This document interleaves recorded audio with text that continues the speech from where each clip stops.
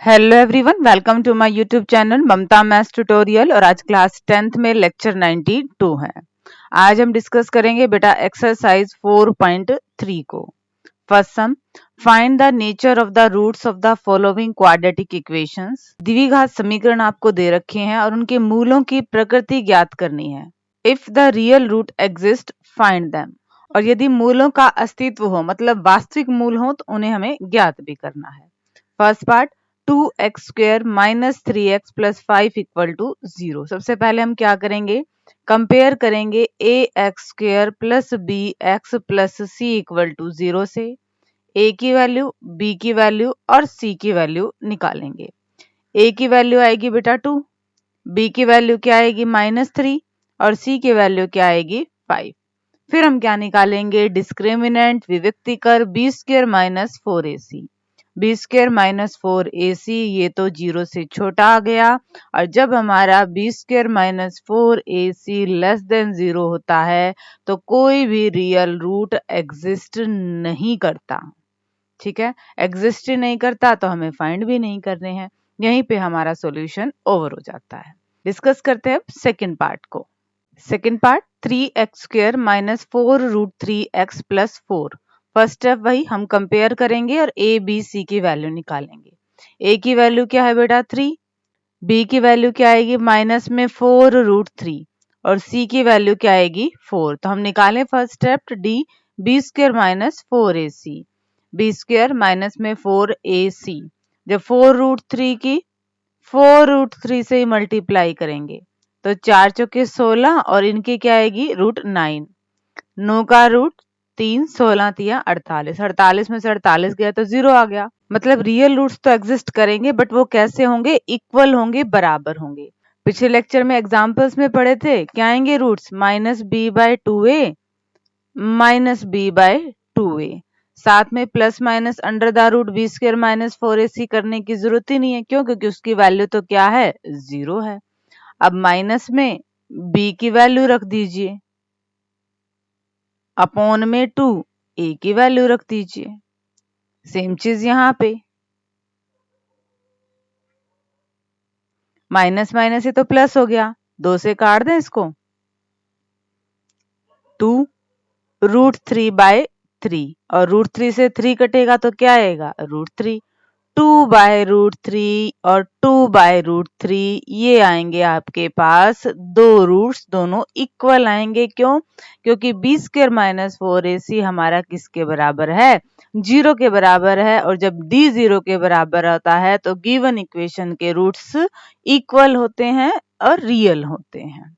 दोबारा देख लीजिए बेटा, हमने कंपेयर किया ax² plus bx plus c से, a b c की वैल्यू फाइंड आउट की, फिर d निकाला, d 0 आया, तो रूट्स कैसे हो जाएंगे, रियल और इक्वल। कैसे निकलेंगे, -b plus minus root b² minus 4ac upon 2a, इसकी वैल्यू तो 0 ही हो जानी है, मतलब इनको ही हम 2 बार लिख लेंगे। इक्वल रूट्स आएंगे ना तो इनको सेम सेम लिख लेंगे। ये कैलकुलेशन कर दिया, 2 से काटा, फिर √3 कटा, 2/√3, ये हमारे रूट्स इक्वल रूट्स आ गए हैं। थर्ड पार्ट देखिए बेटा, third part, 2x² minus 6x plus 3 equal to 0। Compare करें ax² plus bx plus c equal to 0 से, तो a की वैल्यू क्या आएगी 2, b की वैल्यू क्या आएगी -6, c की वैल्यू क्या आएगी 3। फिर हम क्या निकालें, b² माइनस 4ac, क्या है ये 12, ये तो पॉजिटिव है, मतलब रियल रूट एग्जिस्ट करेंगे और डिस्टिंक्ट अलग अलग दो रियल रूट्स होंगे।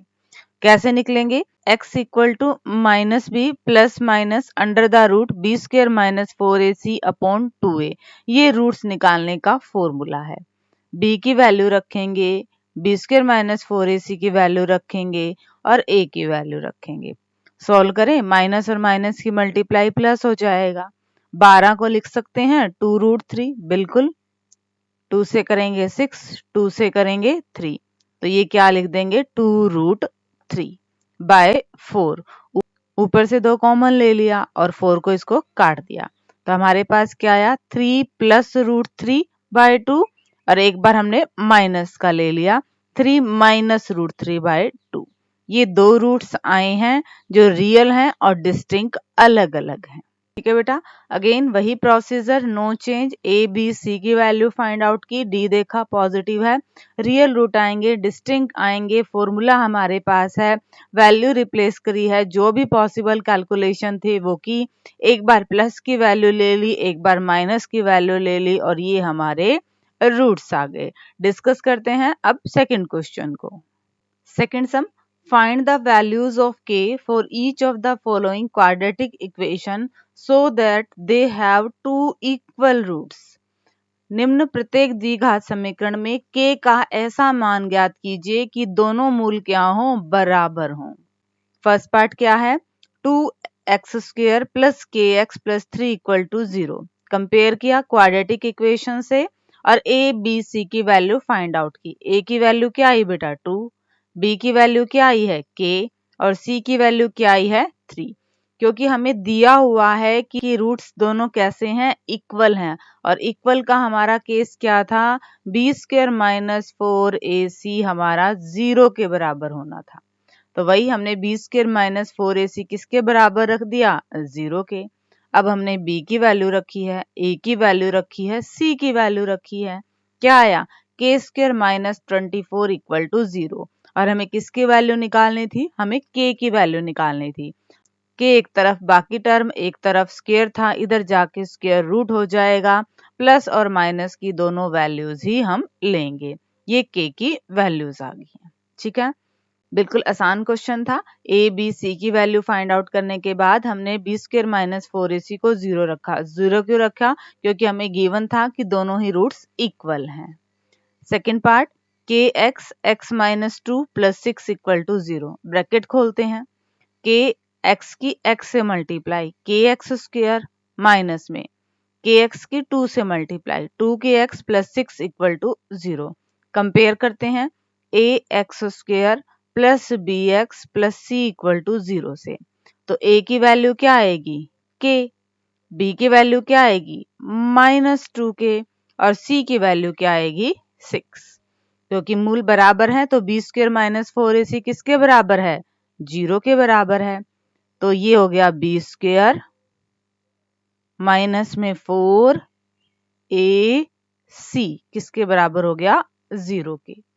सोल्व करें, 4k² माइनस में 24k इक्वल टू 0। कॉमन ले, 4k हमने कॉमन ले लिया, अंदर क्या बचा k माइनस में 6। जब हम 4k को 0 के बराबर रखेंगे तो k की वैल्यू क्या आएगी 0, और जब k माइनस 6 को 0 के बराबर रखेंगे तो k की वैल्यू क्या आएगी 6। तो k की वैल्यू 0 और k की वैल्यू 6 के लिए इस क्वाड्रेटिक इक्वेशन के दो इक्वल रूट्स एग्जिस्ट करेंगे। बेटा बिल्कुल आसान क्वेश्चन है और पेपर में इसी टाइप का क्वेश्चन एग्जामिनर पुट करता है। हमारे पास जो गिवन इक्वेशन थी हमने उसे सिंप्लीफाई किया, कंपैरिजन किया, a b c की वैल्यू निकाली है। क्योंकि हमें कह रखा था कि रूट्स इक्वल है, मतलब b² माइनस 4ac 0 के बराबर है। अब b की, a की और c की वैल्यू रख दी है और हमने सिंप्लीफाई कर दिया है, k की वैल्यू निकालनी थी और k की वैल्यू ही हमारे पास आ चुकी है। ठीक है बेटा, डिस्कस करते हैं थर्ड सम को। क्वेश्चन नंबर थर्ड देखिए बेटा, Is it possible to design a rectangular mango grove whose length is twice its breadth and the area is 800 meters square? If so, find its length and breadth. क्या ऐसी आम की बगिया बनाना संभव है जिसकी लंबाई चौड़ाई से दुगनी हो और उसका क्षेत्रफल 800 वर्ग मीटर हो? यदि है तो उसकी लंबाई और चौड़ाई ज्ञात कीजिए। हमें फाइंड आउट क्या करना है, लेंथ एंड ब्रेड्थ, लंबाई और चौड़ाई। तो इन्हीं को ही हम मान लेते हैं। मानेंगे किसको, चौड़ाई को मानेंगे या फिर लंबाई को, ये हमें इस क्वेश्चन से ही पता चलेगा। क्वेश्चन में क्या कहा गया है, length is twice its breadth, लंबाई चौड़ाई से दुगनी है। तो हम किसको मानेंगे, x, हम चौड़ाई को x मानेंगे तो हमारी लेंथ क्या आ जाएगी, इसकी डबल। अब हमारे पास और क्या है, हमारे पास है area 800 metre square. Rectangular figure है हमारे पास, तो एरिया क्या बनेगा, लेंथ इंटू ब्रेड्थ, इन दोनों की मल्टीप्लाई कर दो, इक्वल टू क्या है 800। 2x और x की गुना करेंगे तो 2x², 2 को फिर यहाँ ले आएंगे, x की वैल्यू क्या आएगी 20। 20 ये प्लस का भी हो सकता है माइनस का भी हो सकता है। अब लेंथ कभी भी नेगेटिव तो होती ही नहीं, तो हम x की वैल्यू कितनी ले लेंगे 20 ले लेंगे। और x हमारे पास क्या थी ब्रेड्थ, ब्रेड्थ कितनी आ गई बेटा 20, तो लेंथ कितनी आएगी इसकी डबल 40 मीटर।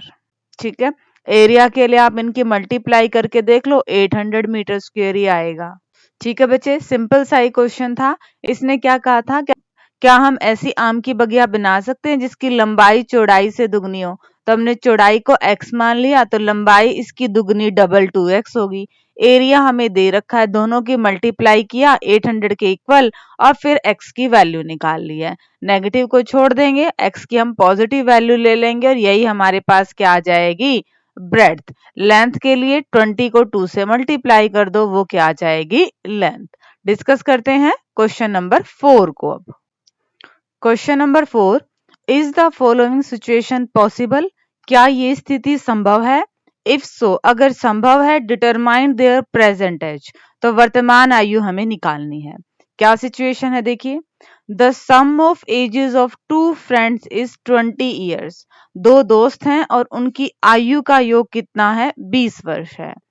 4 years ago, आज से 4 साल पहले, the product of their edges was 48, उनकी आयु का गुणनफल कितना था 48 था। तो हमें एजेस की ही बात करनी है, दो दोस्तों की उम्र हमने निकालनी है।